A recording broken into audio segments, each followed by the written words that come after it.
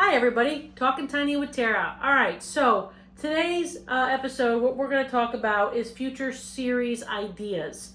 What are some things that we could do to open up the floor a little bit more other than people just looking at videos, if you will? I do want to let everybody know that if you are comfortable with YouTube and you go on YouTube, we're doing these videos on a pretty regular basis. Click subscribe and you'll be able to see the continuation of videos and the information that we're putting out there with regards to this community. Also, we're thinking about doing something where it's like a Talking Tiny with Tara live process on Facebook. So if you guys have questions on a digital capacity, you can ask questions and I can answer them in real time.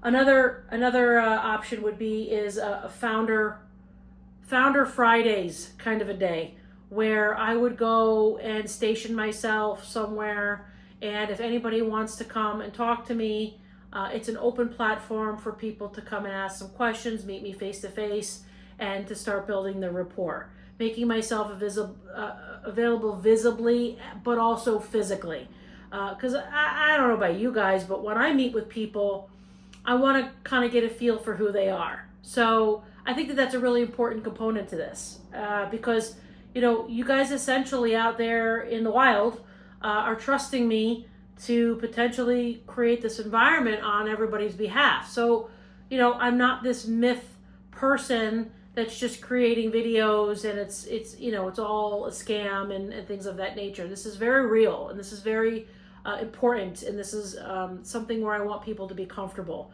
So please let me know what platform out of these that you think would be a good resource to the community. I did just get my articles of organization in the Post-Star and the Chronicle, and I'm thinking about potentially putting an ad out in those platforms as well to kind of get people aware of us and interested.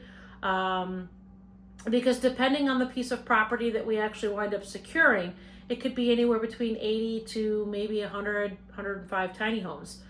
So the list is not long. People are like, wow, 100 tiny homes. That's not a lot. A lot of the communities that I have gone to, visited, and researched, there's substantially more than that, tiny homes wise. They put a lot of tiny homes in a small space. And they are essentially, for lack of better terms, they're maximizing their returns on their property, and we're not looking to create a business plan that makes me super rich and makes everybody live like sardines. That's not at all what I want to represent and what I want to support.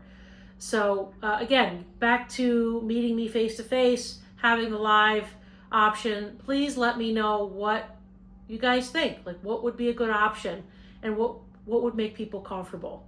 So let me know. Otherwise, have a great day, guys.